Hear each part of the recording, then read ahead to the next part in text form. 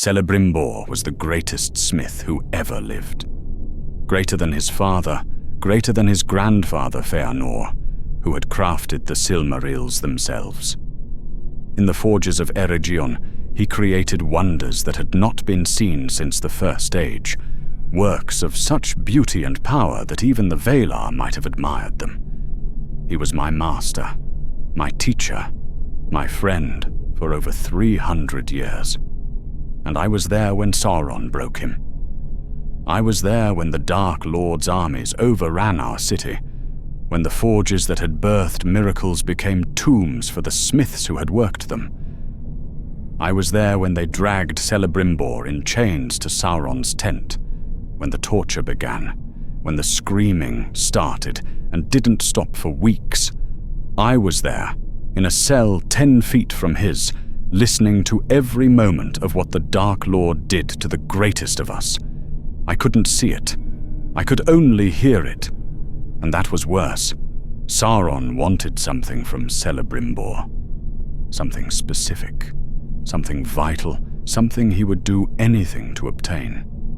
The 3 rings, the greatest work Celebrimbor had ever forged, hidden somewhere Sauron couldn't find them. The Dark Lord had the 9, he had the 7, but the 3 had slipped through his fingers, and without them his dominion would never be complete.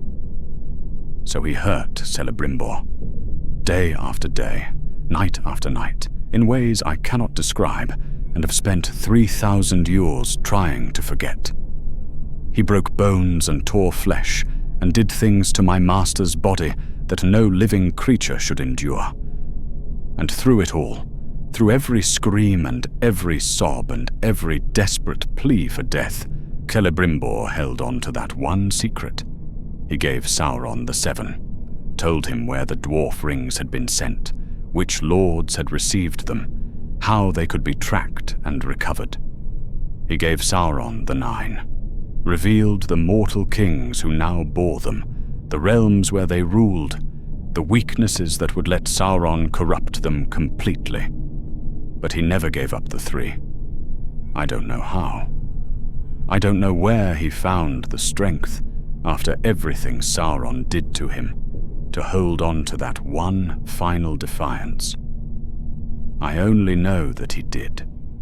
That when they finally killed him, when they shot his broken body full of arrows and hung him from a pole like a banner, he died knowing that Sauron had not won completely, that the 3 were still hidden, that his suffering had purchased something precious for the world. They carried his body before the army when they marched against Elrond's forces. I saw it from the cage where they kept me, saw what remained of my master swaying on that pole, saw the arrows bristling from his chest like a mockery of the craftsmanship he had devoted his life to perfecting. I survived. I don't know why. I was too unimportant to torture, too skilled to kill, too useful as a smith who could maintain weapons and repair armor for Sauron's endless wars. I lived through the centuries that followed, through the fall and rise and fall of the Dark Lord, through ages of shadow and moments of hope. But I never forgot those weeks in that cell. I never stopped hearing the sounds that came through the stone walls. I never forgave myself for being unable to do anything except listen while my master, my teacher, my friend suffered and broke, and somehow, impossibly, held on. This is what happened in Eregion. This is what Sauron did to Celebrimbor. This is the price one elf paid to keep the 3 rings out of the enemy's hands. And this is why, despite everything, I still believe it mattered. My name is Maethor. I was a smith in Eregion for 347 years, apprenticed first to lesser masters, and then, when my skill had grown enough to warrant it, to Celebrimbor himself. I was not the greatest of his students, not the most talented or the most promising. I was solid, dependable, good enough at my craft to be useful, without being remarkable enough to be remembered. That mediocrity saved my life, and condemned me to remember everything. I need to tell you about Eregion first, about what it was before Sauron came, about the golden age that made the fall so terrible. Because you cannot understand what we lost if you don't understand what we had. Eregion was founded in the 8th century of the Second Age, in the foothills of the Misty Mountains near the western doors of Khazad-dûm. We built it there deliberately, to be close to the dwarves, to trade with them, to learn from them, and share knowledge with them in ways that elves and dwarves had rarely managed before. It was a place of cooperation, of mutual respect, of two peoples who had often misunderstood each other, finding common ground in the love of craft. Celebrimbor led us. He was the grandson of Fëanor, heir to the greatest and most terrible legacy in Elven history, and he carried that weight every day of his life. His grandfather had created the Silmarils and sparked the wars that had devastated the First Age. His father had died in those wars, as had most of his family, consumed by the oath that Fëanor had sworn and the doom it had brought upon them all. Celebrimbor wanted to be different. He wanted to create, not destroy. He wanted his legacy to be beauty and wonder, not blood and fire. He threw himself into his craft with a passion that bordered on obsession, determined to prove that the House of Fëanor could produce something other than tragedy. And he succeeded. In the forges of Eregion, Celebrimbor and his smiths created wonders, weapons of surpassing quality, jewelry of impossible delicacy, tools and devices that made life better for everyone who used them. We traded with the dwarves and with the kingdoms of men, spread our works across Middle-earth, built a reputation for excellence that drew craftsmen from every corner of the world. I came to Eregion in my 412th year, young by Elven standards, hungry to learn, desperate to work with the greatest smiths of the age. I had shown some talent in my homeland, enough to earn a recommendation, enough to secure a place among the apprentices who served the masters of the Gwaith I Mirden, the people of the jewel smiths. The first time I saw Celebrimbor, he was standing at a forge, working metal with his bare hands. Not literally, of course, but it seemed that way. He moved with such confidence, such precision, such absolute certainty in every gesture that the tools he used seemed almost superfluous. The metal did what he wanted because he willed it. Because his understanding of the craft was so complete that the physical process was almost an afterthought. I watched him for an hour before he noticed me. When he did, he smiled and waved me over, asked my name, asked what I hoped to learn, asked questions about my background and my training with a genuine interest that surprised me. He was the Lord of Eregion, the greatest smith alive, and he talked to me like I mattered, like my answers were important, like my aspirations were worthy of his attention. That was who Celebrimbor was. Proud, yes. Driven, absolutely. Haunted by his family's legacy in ways that sometimes made him distant and difficult, but also kind, curious, genuinely invested in the people who worked alongside him. He wanted to lift everyone up, wanted to share his knowledge and his skill, wanted to create something greater than himself. I loved him. Not romantically, but with the deep devotion of a student for a master who has shaped their life, of a craftsman for another craftsman who represents everything they aspire to become. He was the best of us, and we all knew it, and we were proud to serve him. That's why what Sauron did was so devastating. Not just the torture, not just the death, but the betrayal that preceded it. Because before Sauron was Sauron, before we knew what he truly was, he was Annatar, and Annatar was Celebrimbor's friend. Annatar came to us in the year 1200 of the Second Age, 3 centuries before the end.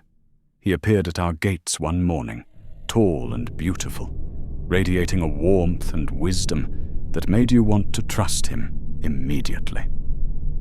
He said he was a Maya, a servant of the Vala, sent to help the elves of Middle-earth in their works. He called himself Annatar, Lord of Gifts, and the name suited him perfectly. Everything about him suggested generosity, knowledge freely shared, power offered without strings. Some were suspicious. Gilgalad, the High King, refused to receive him and sent warnings to Eregion counseling caution. Elrond, young then, but already wise beyond his years, distrusted Annatar's smooth words and smoother manner. Even Galadriel, who spent time in Eregion in those days, looked at him with eyes that seemed to see something beneath the surface. But Celebrimbor welcomed him, and I understood why, because I felt it too. That pull, that sense that here was someone who could teach us things we desperately wanted to learn, who could help us achieve the greatness we had been striving toward. Annatar spoke of ring lore, of techniques for preserving and enhancing, of crafts that could slow the decay of time and hold back the fading that all elves in Middle-earth felt creeping over them. He knew exactly what to offer. That was his genius and his evil. He understood what we wanted more than anything, understood the fear that gnawed at every elf who had chosen to remain in Middle-earth rather than sail to Valinor. We were fading. Slowly, imperceptibly, but undeniably. The world was changing, becoming less hospitable to our kind, and we could feel ourselves diminishing with each passing century. Annatar offered a solution. Rings of power that could preserve, protect, maintain. Rings that could create havens where the fading would slow or stop entirely, where elven realms could endure as they had in the ancient days. It was everything Celebrimbor had been working toward, everything he had dreamed of achieving, presented to him by someone who seemed to want nothing except the joy of helping. I watched their friendship develop over decades, watched Annatar become Celebrimbor's closest confidant, his collaborator, his partner in the great work that consumed them both. They spent endless hours together in the forges, experimenting, theorizing, pushing the boundaries of what was possible. Celebrimbor had never seemed happier, never more fulfilled, never more certain that he was finally achieving the legacy of creation rather than destruction that he had sought his entire life. I was jealous at first. I admit it.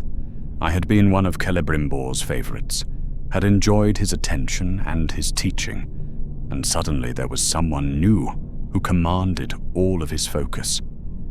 But I came to accept it, even to appreciate it, because the work they were doing was extraordinary. The rings they forged together were unlike anything that had existed before, objects of genuine power and beauty that seemed to prove everything Celebrimbor had believed about the potential of elven craft. The 9 were made first, intended for mortal men, to give them longer life and greater power. Then the 7 for the dwarves, to enhance their natural skills and protect their kingdoms. And finally, secretly, working alone without Annatar's knowledge, Celebrimbor forged the 3. Narya, Nenya, and Vilya. Fire, water, and air. The greatest rings ever made, free of Annatar's influence, created by Celebrimbor's skill alone. He didn't tell me why he had worked in secret on those final 3. Didn't explain the unease that had crept into his manner over the later years. The way he sometimes looked at Annatar with an expression I couldn't read. The nights when I found him alone in his private forge, working on something he wouldn't show me. I assumed it was pride, the desire to prove he could match the greatest works without help, to create something that was entirely his own. I was wrong. Or rather, I was right, but not in the way I thought. Celebrimbor had begun to suspect something, had begun to feel, beneath the warmth and the wisdom and the generous teaching, something cold, something wrong, something that made him want to create the greatest rings in secret, beyond Annatar's sight and influence. He never told me what had triggered his suspicion. Maybe it was something Annatar said, some moment when the mask slipped. Maybe it was just instinct, the accumulated unease of centuries finally crystallizing into certainty. Or maybe the three themselves showed him something, revealed some truth that had been hidden, warned him of what was coming. Whatever the cause, Celebrimbor sent the three away before the end, gave them to others, hid them in places Annatar didn't know about, made certain that his greatest works would survive whatever was coming. He did this quietly, secretly, while still pretending to be Annatar's friend and partner, while still working alongside him in the forges as if nothing had changed. And then, in the year 1600, Sauron put on the One Ring for the first time. I remember the moment everything changed. I was working at my forge, routine maintenance on a blade that needed resharpening, when I felt it. A presence touching my mind, cold and vast and utterly alien, reaching for something inside me. I gasped and dropped my tools, stumbled back from the anvil, felt my heart racing with a terror I couldn't explain. Around me, other smiths were reacting the same way, crying out, clutching their heads, falling to their knees. The elves who wore the lesser rings we had made tore them from their fingers with desperate haste, their faces pale with horror and understanding. And then I heard Celebrimbor scream, not in pain, in anguish, in the absolute devastation of finally understanding, beyond any doubt, what Annatar truly was and what they had created together. I ran toward his workshop, pushed through the chaos of the streets, found him standing alone in the center of his forge, with tears streaming down his face and his hands pressed against his temples. He looked at me when I entered, and his eyes were those of someone whose world had just ended. Everything he had believed, everything he had worked for, everything he had trusted, all of it had been a lie, a manipulation, a trap designed by the enemy to ensnare everything he loved. It was Sauron, he whispered. All along, all these years, Annatar was Sauron. I didn't understand at first, couldn't process what he was telling me. Sauron was a name from the old stories, Morgoth's lieutenant, a dark power that had been defeated in the War of Wrath. He was supposed to be gone, destroyed, no longer a threat to anyone. But he had never been destroyed. He had hidden, waited, rebuilt his strength in secret. And then he had come to us wearing a fair face, speaking kind words, offering gifts that we had accepted eagerly. He had walked among us for 300 years, learned our secrets, guided our works, shaped our greatest achievements to serve his own ends. The rings, all the rings, they were connected to Sauron's One Ring, bound to it, designed to be controlled by it. Everyone who wore one would eventually fall under his dominion, their minds and wills bent to serve him, whether they knew it or not. We had spent 3 centuries forging the instruments of our own enslavement, and Sauron had watched and smiled and helped us do it. Celebrimbor gathered the smiths who remained loyal, who hadn't already fled or surrendered to despair. There weren't many of us, maybe 50, out of the hundreds who had worked in Eregion at its height. The rest had scattered, run, abandoned the city they could see was doomed. He told us what was coming. Sauron would march against us, would want the rings, would destroy everything we had built. He told us to prepare, to fight, to hold out as long as we could while he tried to undo what had been done. "The three are safe," he said. "I sent them away before he could taint them. They're free of his influence, and they'll remain free as long as I don't tell him where they are." He paused, and something hard came into his eyes, something I had never seen before. "I will never tell him, no matter what he does. The three will stay hidden. That much, at least, I can give the world." I believed him. We all believed him. We just didn't understand what "no matter what" would mean. Sauron's armies came 6 months later. They poured out of the east like a black tide, orcs and trolls and men who had sworn themselves to the Dark Lord's service. Thousands of them, tens of thousands, more soldiers than Eregion had citizens to oppose them. We were craftsmen, not warriors. We had guards, defenders, elves who knew how to fight, but we had never been a military power.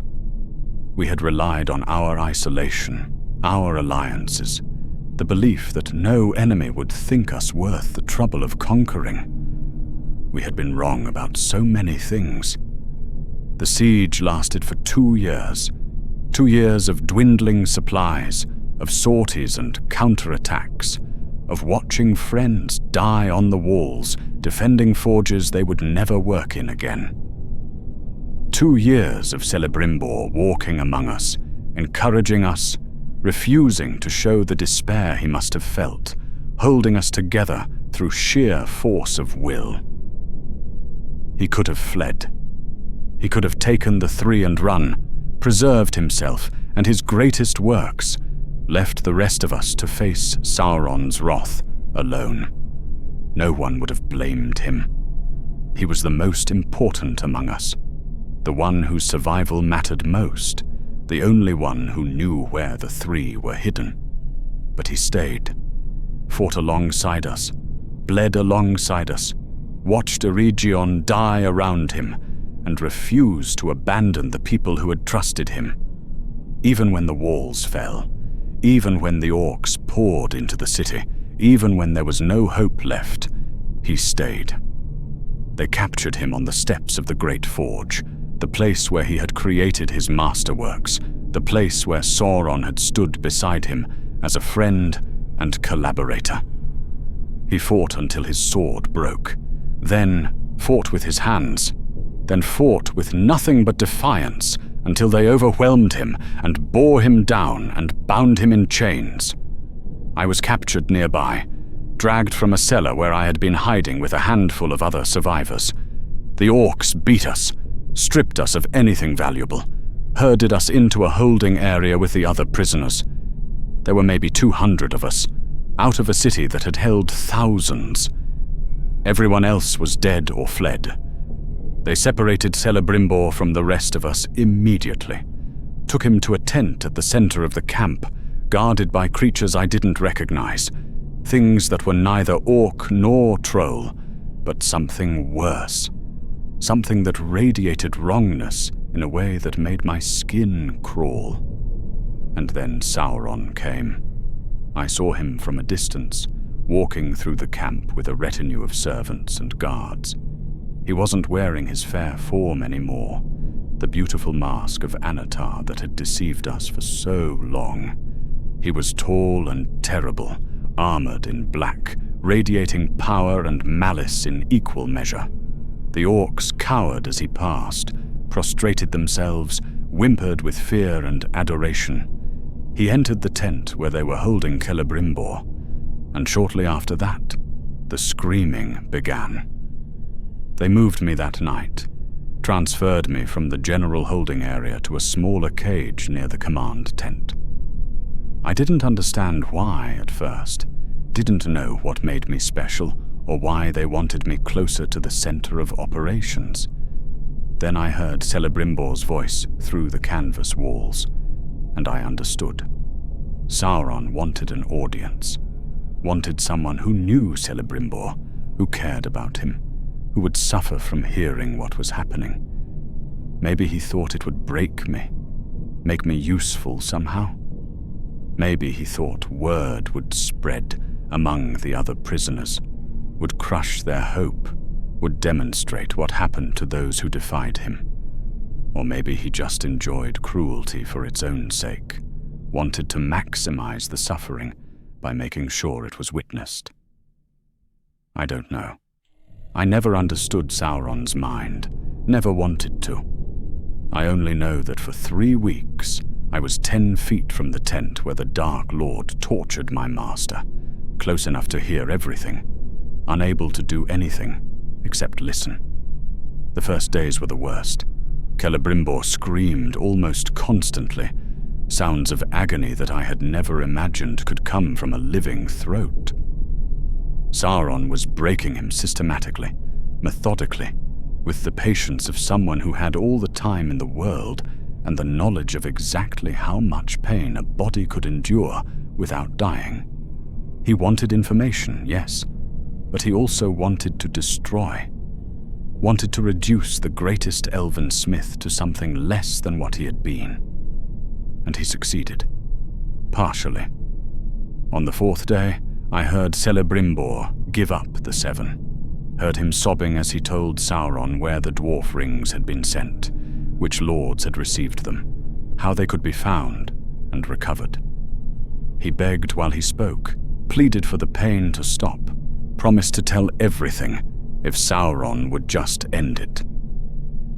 The screaming stopped for a few hours after that. I thought maybe it was over. Maybe Sauron was satisfied. Maybe Celebrimbor would be killed quickly now that he had given the Dark Lord what he wanted. But then it began again. Because Sauron didn't have everything. He had the 7, but he wanted the 9. And after he had the 9, he would want the 3. Celebrimbor's cooperation had only proven that he could be broken, had only encouraged Sauron to push harder. On the 9th day, Celebrimbor gave up the 9, told Sauron which mortal kings bore them, which realms they ruled, how the Dark Lord could find them and bend them to his will. His voice was hoarse by then, barely recognizable, the voice of someone who had screamed so much that screaming itself had become impossible. Again the torture paused. Again I hoped it was over. Again I was wrong, because Sauron knew about the 3, knew they existed, knew they were the greatest of the rings, knew they had been made in secret without his guidance or control. He wanted them more than he had wanted the others, because they were free of his influence, because they might be used against him, because Celebrimbor had somehow found the wisdom to keep them beyond his reach. And Celebrimbor, broken as he was, bleeding and shattered and destroyed in every way that mattered, refused to give them up. I don't know how. I have thought about it for 3,000 years, and I still don't understand where he found the strength. He had already broken twice, had already given Sauron the 7 and the 9, had already proven that he could be made to talk through sufficient pain. But something about the 3 was different.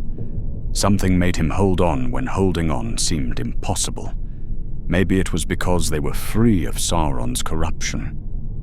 Maybe their purity gave him something to cling to, a reminder that not everything he had created was tainted.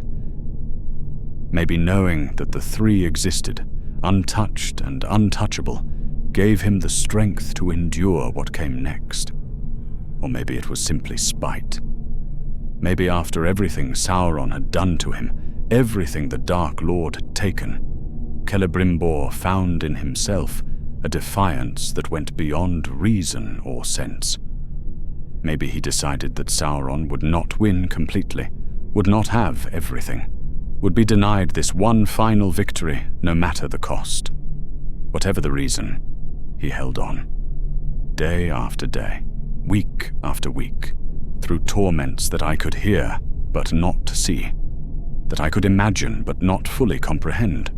Sauron tried everything.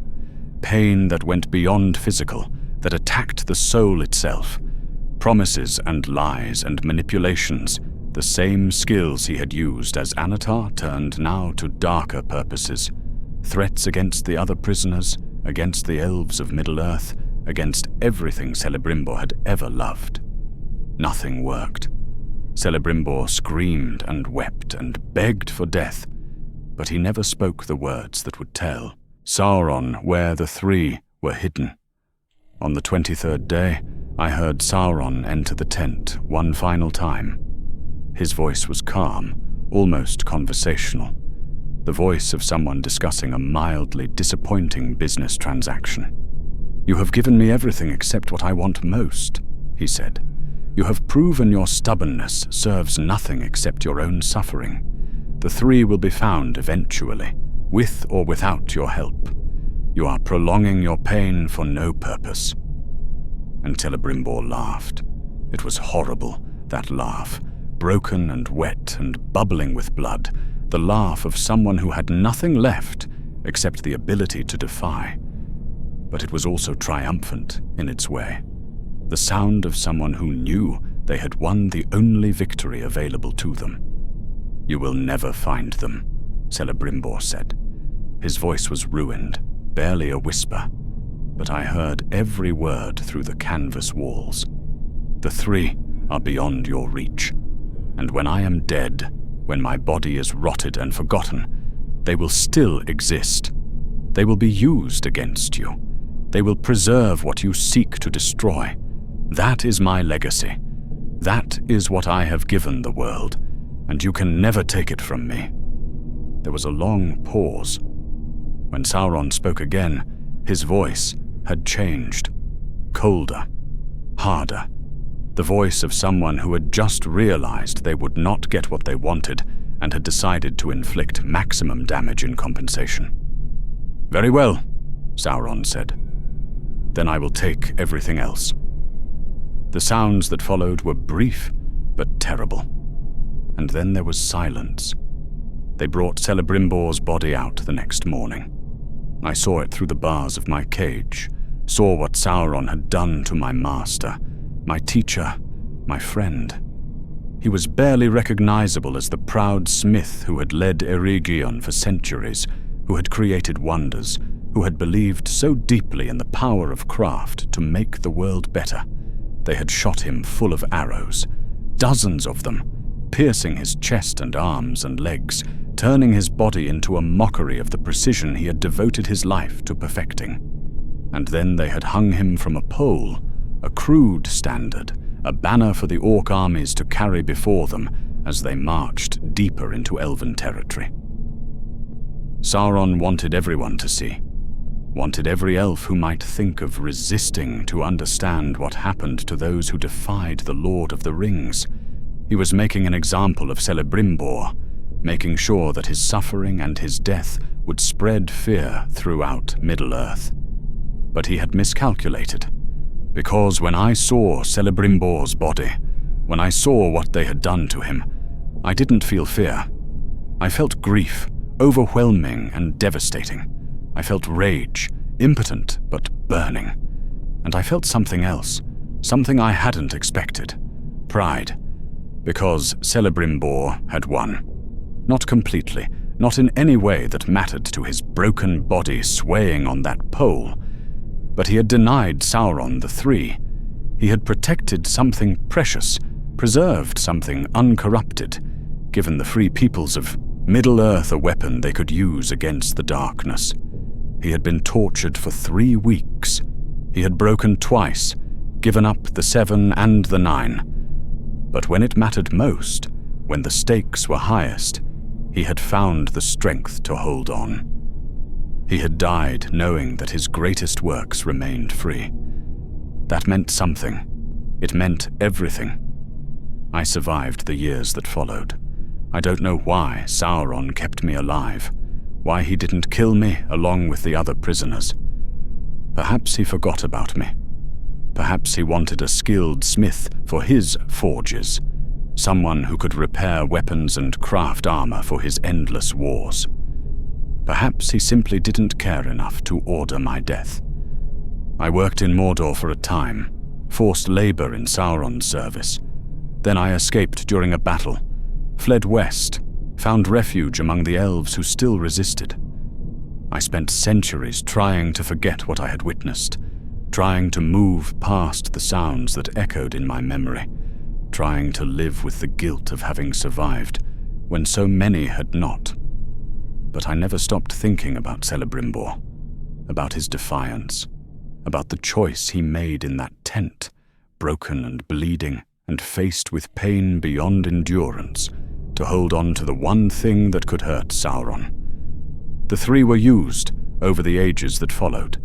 Galadriel bore one, Nenya, and with it she preserved Lothlorien as a haven against the darkness. Elrond bore another, Vilya, and used it to make Rivendell a sanctuary for all who opposed Sauron. Gandalf bore the third, Narya, though I didn't learn that until much later, and with it he kindled hope in hearts that had forgotten what hope felt like. They fought Sauron with those rings, not directly, not in battle, but in the quiet war of preservation and resistance that lasted 3,000 years. They kept the light alive when darkness seemed inevitable, maintained the strength of the free peoples when Sauron's shadow stretched across the world. And they did it because Celebrimbor held on, because a broken elf in a tent in a ruined city chose to suffer rather than betray the last pure things he had created, because his defiance, his spite, his stubborn refusal to let Sauron win completely preserved the weapons that would eventually help destroy the Dark Lord. Sauron was defeated in the end. The One Ring was unmade, his power was broken, his spirit was scattered beyond recovery. The darkness he had spread for thousands of years was finally lifted, and Middle-earth was free. I was still alive when it happened, still carrying the memories, still hearing the echoes, still dreaming of canvas walls and distant screaming. But when I heard the news, when I learned that Sauron was finally gone, I thought of Celebrimbor. I thought of him on that pole, arrows bristling from his chest. I thought of the orcs carrying his body as a banner, trying to make his death into a symbol of despair. I thought of Sauron's voice, calm and cold, saying, "Then I will take everything else." But he hadn't taken everything. He had taken Celebrimbor's life, his body, his dignity in death. But he hadn't taken the three, hadn't taken the hope they represented, hadn't taken the possibility of his own defeat. Celebrimbor had won.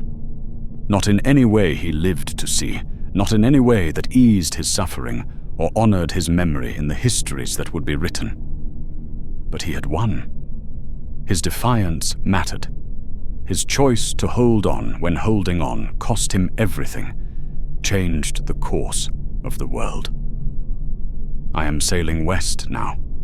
It has been 3,000 years since Eregion fell, since I listened to my master die, since I watched his body carried before the orc host like a trophy.